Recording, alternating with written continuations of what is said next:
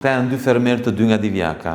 Dëgjoni çfarë thot Josif Gorea. Me vizionin tënd, me larg pamësinë tënde, ti e ktheve këtë vendin ton në vendin më të fantastik turistik. 12 milion turist, për ne buqit, kjo është edhe pak dridhëruese. Dridhëruese, thot.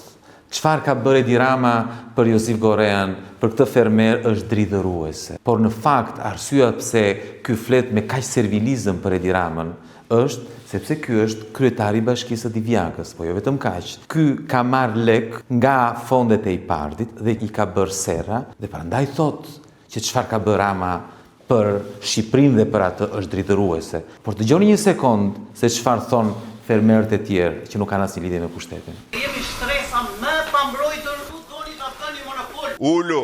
Fermerët shqiptar janë këta. Këta që nuk marrin asnjë ndihmë.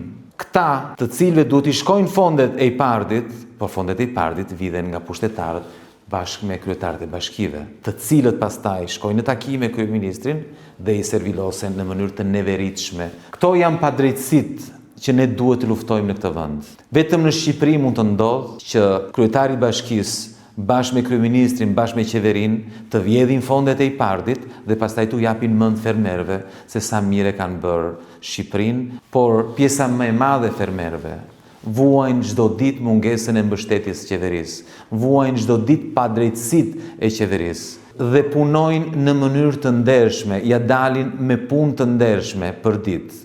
Na mbështesni që t'u japim fund këtyre padrejtësive.